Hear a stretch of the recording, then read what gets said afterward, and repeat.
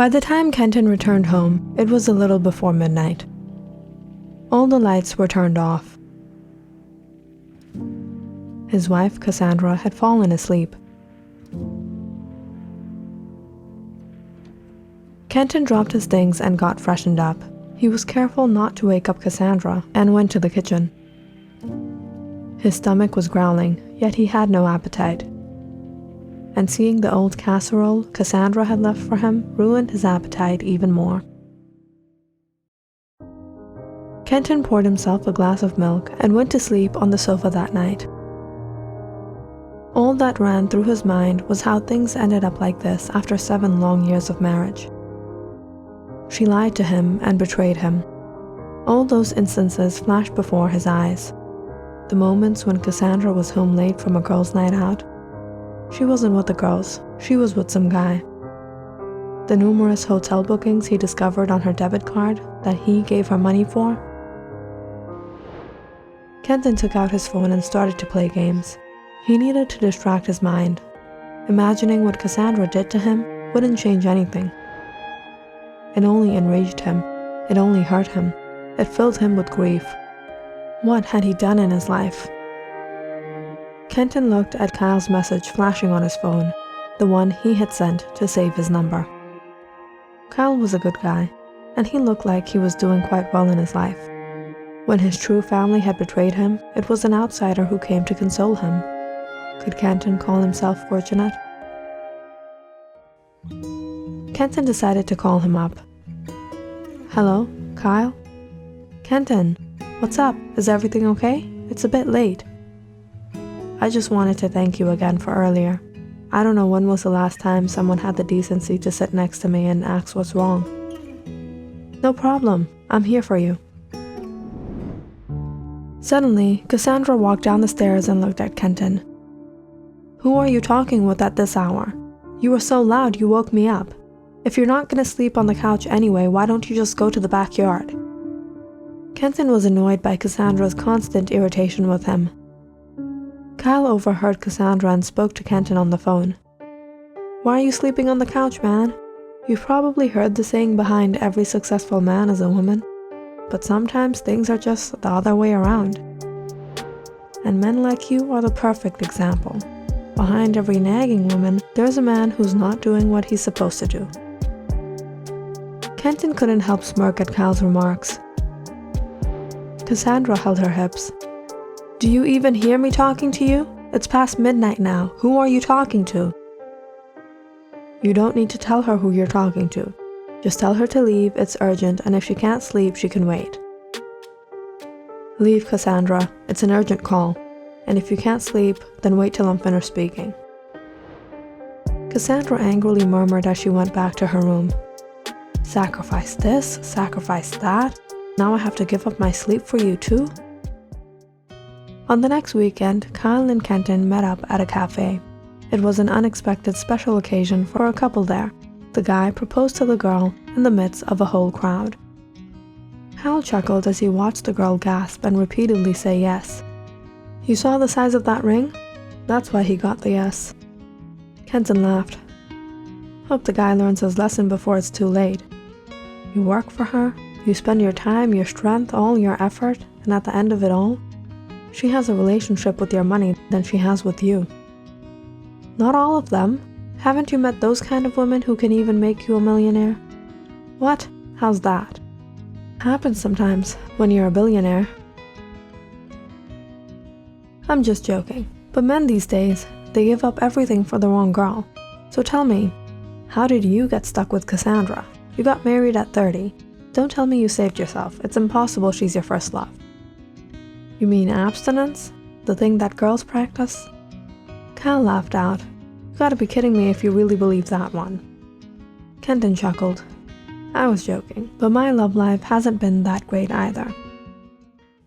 When I was younger, I dated a lot of women just for the fun of it. It was when I started working that I got involved with this girl named Chelsea. We dated for a few months. It was some luck. I wouldn't say I was at all attractive, nor did I have that kind of money in my 20s, but Chelsea was beautiful. She was a paid intern at the BII Corp, and her family was quite well-to-do. But what topped it all was that she was an overall nice person. I thought our relationship was really getting somewhere, but my biggest fear with her had become the fact that she might have second thoughts and leave me because she was like a supermodel.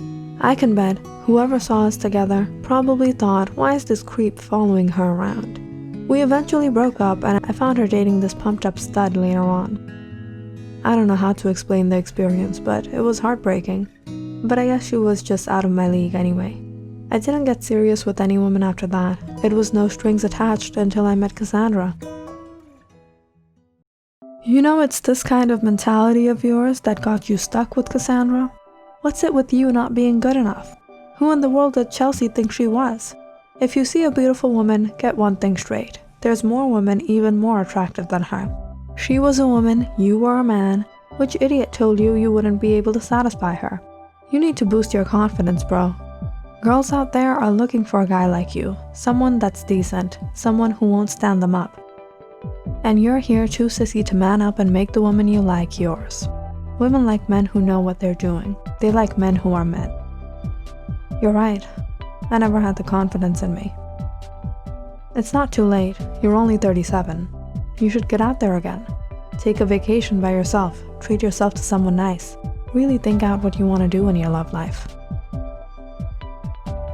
You want me to divorce Cassandra? Are you crazy? Divorce that cheating gold digger and then pay her alimony money? And give her half your property? Chick isn't getting a divorce, she's getting payback. Kenton nodded. I see your point there. So what about you? Wooing girls must be something you do with your eyes closed.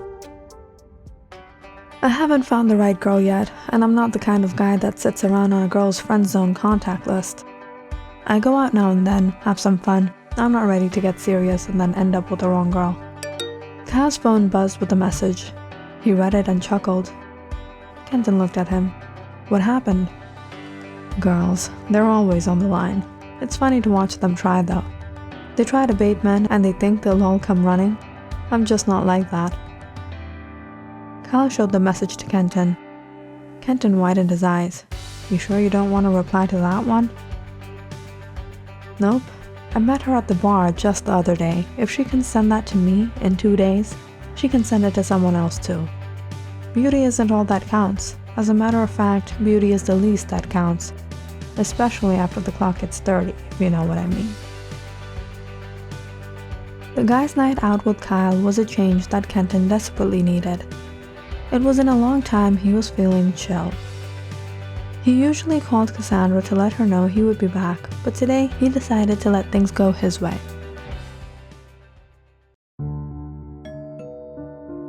When he got home, he rang the bell until Cassandra came to open it.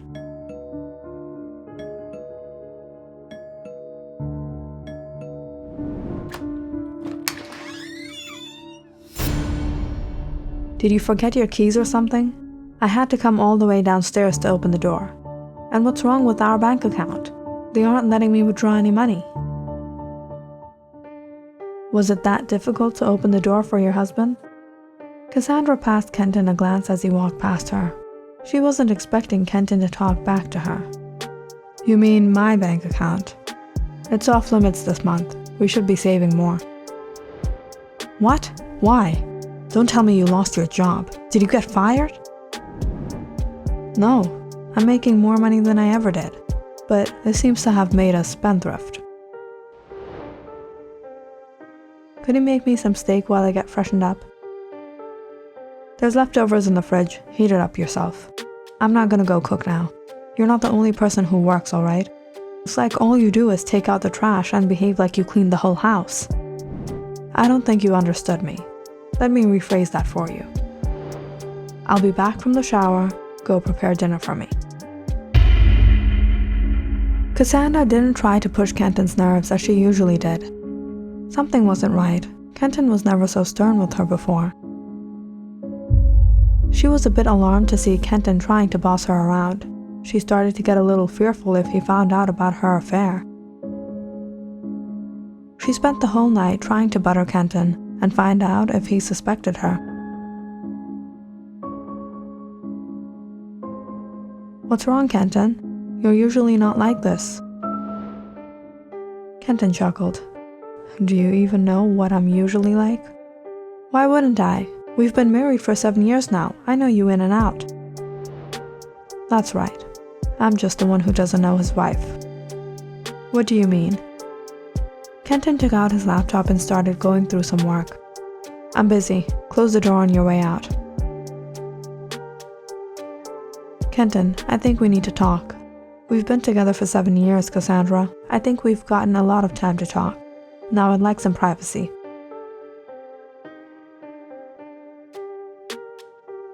Although Cassandra was still a lying, cheating betrayer, she was suddenly treating him a lot better than she ever did out of her insecurities. Kenton realized how nervous he had made her just with a simple dinner together, some one-on-one time. Cassandra was fearful to open her real side up to him. If Cassandra wanted to be with Kenton just so she could use him, Kenton would have her. But she would never truly be part of his life anymore. Divorce really wasn't revenge. It was time to reveal her true face. It was time to make her feel how he felt. Perhaps things needed to be like this more often. Click on the subscribe button and check out more awesome videos on our channel.